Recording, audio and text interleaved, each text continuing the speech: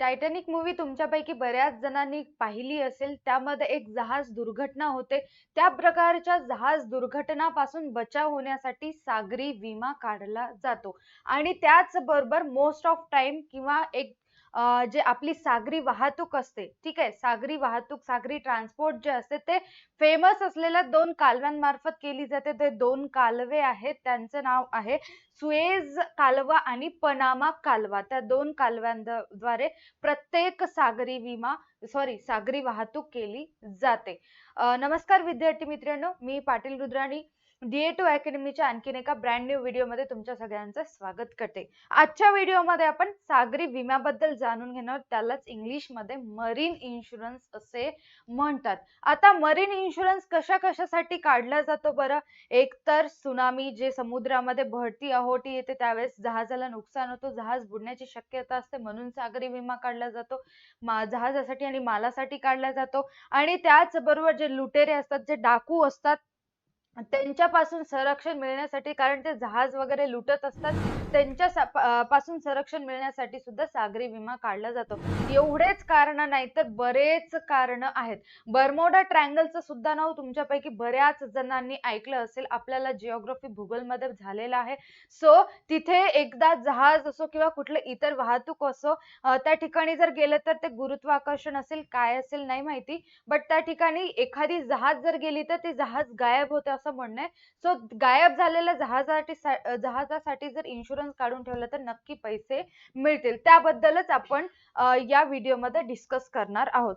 So first of all सागरी विमा बद्दल पाहू. सागरी विमा एक्झॅक्टली काय आहे, मग पुढे जाऊ. एक एक प्रकार स्टेप बाय स्टेप बघूया. समुद्रातील धोक्यांपासून होणाऱ्या नुकसानापासून होणाऱ्या नुकसानापासून संरक्षण देतो. सागरी विमा जे काही सागरापासून जे काही धोके निर्माण होतात, संभाव्य धोके, त्यांच्यापासून संरक्षण देण्याचं काम सागरी विम्यामध्ये केलं जातं. हा विमा प्रकार जहाजांच्या होणाऱ्या नुकसानीस किंवा माल किंवा प्रवासी यांना नुकसानापासून संरक्षण देतो. कोणाकोणाचा बचाव होतो? एकतर एक ॲसेटचा, जहाजाचा किंवा मालाचा, किंवा काही जहाजांमध्ये प्रवासी सुद्धा वाहतूक करत असतात, त्यांच्या संरक्षणासाठी सुद्धा सागरी विमा असतो. विम्याची सर्व तत्वे समुद्री विम्याला लागू होतात. जे काही विम्याची तत्वे, आपण एकूण 7 विम्याची तत्वे पाहिली, टोटल तत्वे सागरी विम्याला लागू होत असतात. आता सागरी विम्याचे प्रकार स्टेप बाय स्टेप डिस्कस करू. आणखीन एक इम्पॉर्टंट सूचना आहे तुमच्यासाठी की हे जे पॉइंट्स आहेत, तुम्हाला असं लक्षात ठेवणं पॉसिबल नसेल तर व्हिडिओच्या एंडला तुमच्यासाठी स्मार्ट कोड आहे. सो व्हिडिओ एंड पर्यंत बघा. सो फर्स्ट वन आहे प्रवास विमा, ओएज पॉलिसी. प्रवास विमा, ओएज पॉलिसी. याच्यामध्ये काय सांगितले, एकदा शॉर्ट मध्ये सांगते. याच्यामध्ये सागरी वाहतूकच लक्षात घ्यायचे. सागरी विमा म्हणलं की सागरी ट्रान्सपोर्ट, सागरी वाहतूकच लक्षात घ्यायचे. तर प्रवास लक्षात घेतला जातो, वेळ लक्षात घेतला जात नाही. फॉर एक्झाम्पल मुंबई ते चेन्नई या साईडला, ठीक आहे. मुंबई ते चेन्नई एखादा माल वाहून न्यायचंय, एखाद्या जहाजावर मुंबई टू चेन्नई माल वाहून न्यायचंय. अशा वेळेस प्रवास लक्षात घेतला जातो, डेस्टिनेशन लक्षात घेतलं जातं. मुंबई टू चेन्नईला पोहोचण्यासाठी किती वेळ लागतो हे माइंड मध्ये घेतल्या जात नाही. काय लक्षात घेतला जातो? मुंबई ते चेन्नई जायचंय एवढाच डिस्टन्स, प्रवास लक्षात घेतला जातो. त्याच्यावरती विमा काढला जातो. बघा, सदर विम्यामध्ये प्रवासाला लागणारा वेळ विचारात न घेता विषय बाबी, सब्जेक्ट मॅटर साठी विमा उतरविला जातो. अशा विम्यामध्ये जहाजाने प्रवास सुरू केल्यानंतरच संरक्षण मिळते. म्हणजेच काय सांगितले, मुंबई ते चेन्नई, ठीक आहे. आता ह्या 2 डेस्टिनेशन पर्यंत पोहोचेपर्यंत, या मुंबईवरून निघाला चेन्नईला पोहोचेपर्यंत जर रस्त्यामध्ये काही धोका झाला, अशा वेळेस प्रवास विम्याअंतर्गत विम्याची रक्कम जहाजाला विम्याची रक्कम देण्यात येते. समजला प्रवास विमा. सेकंड वन आहे आता, सेकंड वन सेम, वेळ विमा टाइम पॉलिसी. प्रवास विम्यामध्ये आपण प्रवास लक्षात घेतो, वेळ विम्यामध्ये आपण वेळ लक्षात घेतो. एकंदरीत काय बघा आता इथे, मुंबई टू चेन्नई जाण्यासाठी, कुठे मुंबई टू चेन्नई जाण्यासाठी किती वेळ लागतो, किती वेळ लागतो. फॉर एक्झाम्पल 7 दिवस लागतात, लागत नाहीत ठीक आहे. फॉर एक्झाम्पल किती 5 दिवस लागत असतील, 5 डेज. या 5 दिवसासाठी, या 5 दिवसाच्या कालामध्ये जर काही नुकसान झालं तर त्यासाठी आपण वेळ विमा काढून ठेवलो असतो, त्यापासून आपल्याला संरक्षण मिळत असतं.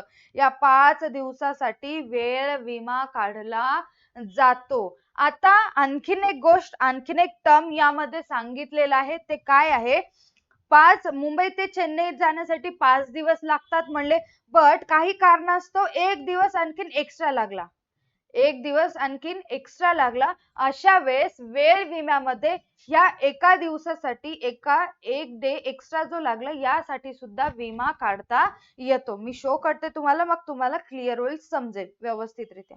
ओके, हा. सदर विम्यामध्ये विषय बाबीसाठीचा विमा निश्चित कालावधीसाठी मुंबई टू चेन्नई 5 ते 6 दिवस, 5 दिवस लागतात असं म्हटलं होतं. वेळ विमा हा सामान्यतः 1 वर्ष कालावधीपर्यंतच असतो, त्याच्यापेक्षा जास्त नसतं, कारण त्या डेस्टिनेशन पोहोचण्यासाठी 2 वर्ष कधीच लागू शकत नाही, 1 वर्ष पण नाही, त्याच्यापेक्षा कमी दिवसांमध्येच आपण पोहोचत असतो. परंतु विमाधारक निरंतर सातत्याच्या अटीचा समावेश करू शकतो. म्हणजेच काय, मुंबई ते चेन्नई जाण्यासाठी 5 दिवस लागत असतील, पण काही कारणास्तव हवामान वगैरे खराब झालं असेल, त्यामुळे 1 दिवस जायला लेट झाला, 1 दिवस उशिरा, म्हणजे टोटल 6 दिवस लागले, तर एक्स्ट्रा त्या एका दिवसासाठी विमा काढता येतो.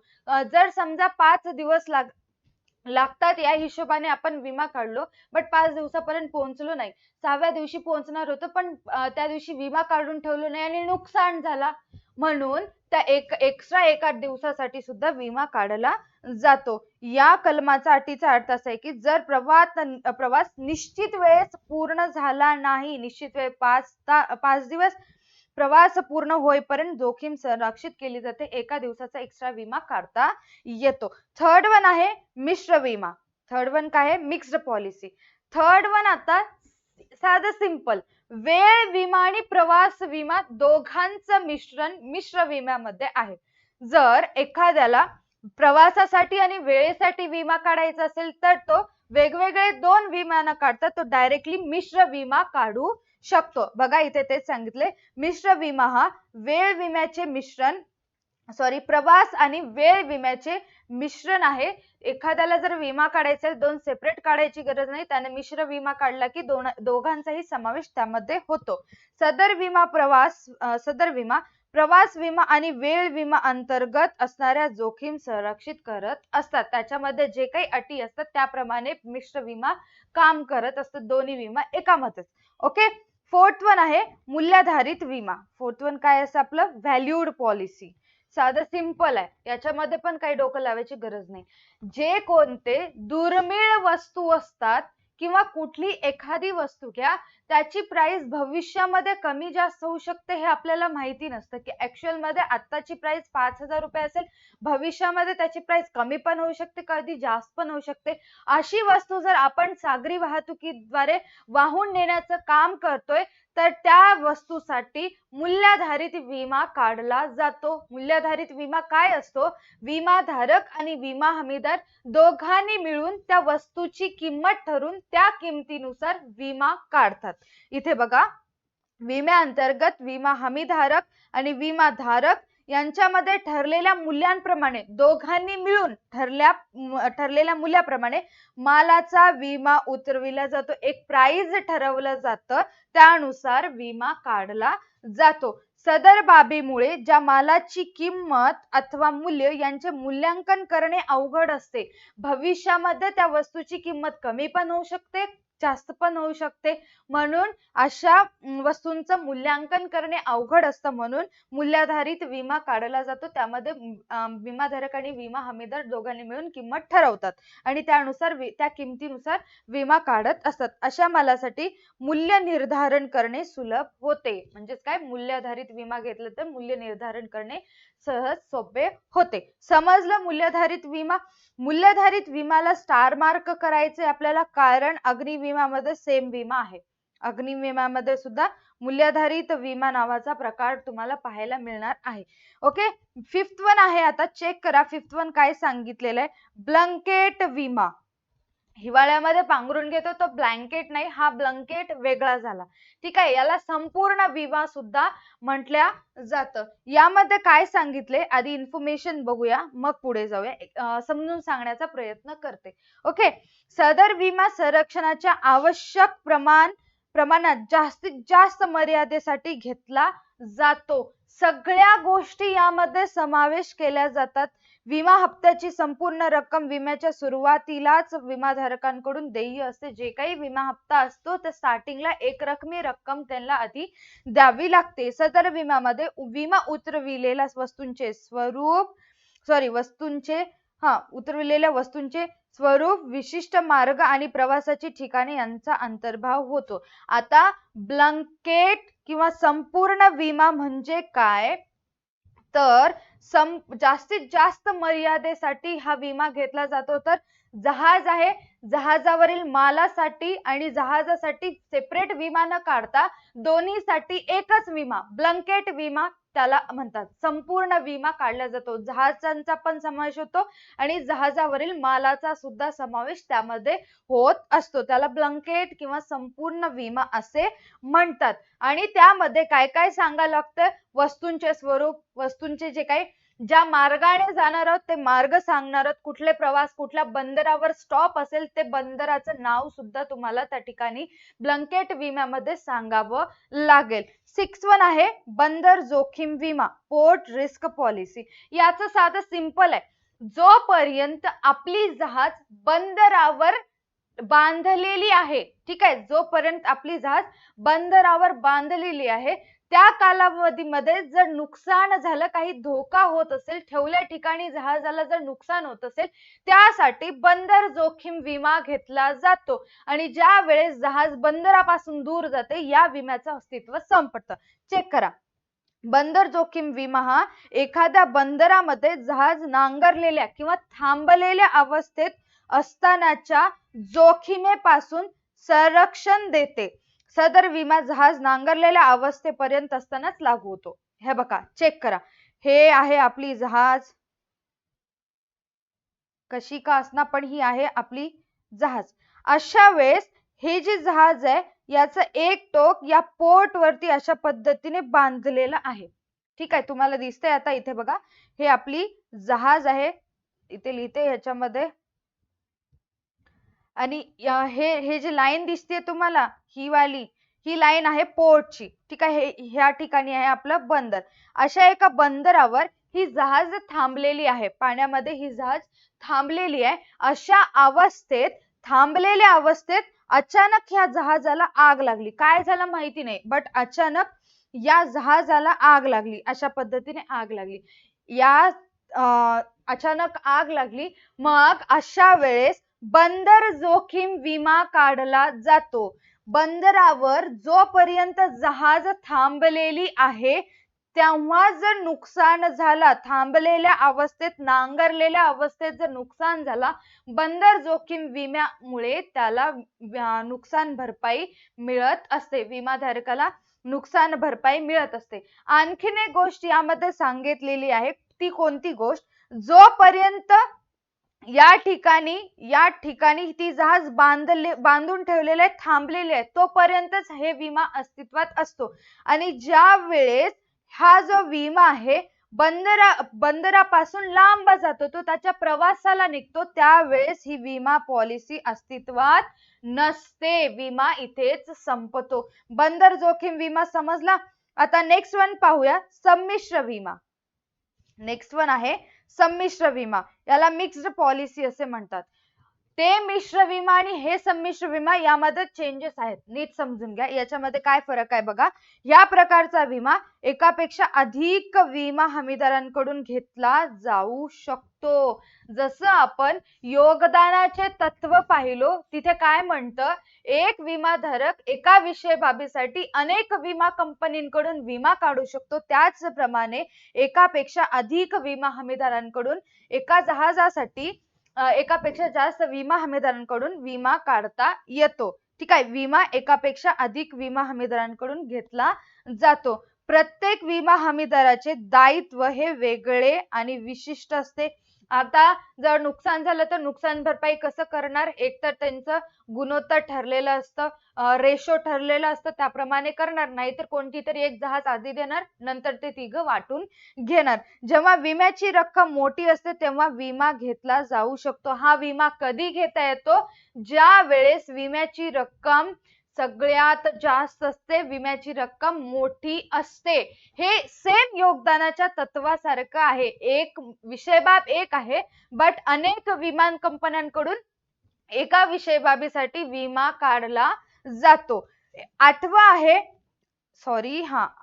चेक करा, एक जहाज सिंगल वेसल पॉलिसी, एक जहाज विमा. ठीक आहे. याच्यामध्ये काय सांगितलंय चेक करा. लहान जहाज मालकांसाठी किंवा संपूर्ण ताफ्यात एकच जहाज असणाऱ्या जहाज मालकांसाठी हा उपयुक्त विमा आहे. हा विमा कोणासाठी असतो, एक जहाज विमा, एकच मालक आणि त्याच्याजवळ जहाज सुद्धा एकच मालक आणि त्याच्याजवळ जहाज सुद्धा एकच. त्या जहाज मालकासाठी, त्या विमाधारकासाठी त्याच्या जहाजांची संरक्षण मिळवण्यासाठी एक जहाज विमा सिंगल वेसल पॉलिसी काढण्यात येतं. एकटा मालक आणि एकच जहाज, एकटा मालक एकच जहाज, हे लक्षात ठेवायचंय. 9वा आहे अँड लास्ट आहे ताफा किंवा एक गठ्ठा विमा. याला व्हॅल्यूड पॉलिसी असे म्हणतात. याच्यामध्ये काय सांगितले, ताफा विमा प्रकारामध्ये एकाच विम्यात एकाच मालकाच्या अनेक जहाजांचा विमा उतरविला जातो. नीट आहे का? एक जहाज विम्यामध्ये मालक एक, जहाज एक. ताफ्या विम्यामध्ये मालक एक, जहाज अनेक, मालक एक, जहाज अनेक. ताफा कळला?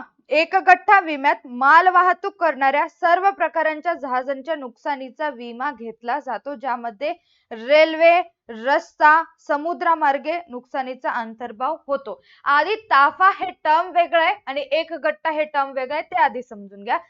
ताफामध्ये काय, एक जहाज विम्यामध्ये मालक एक, जहाज एक. ताफ्यामध्ये मालक एक, जहाज अनेक.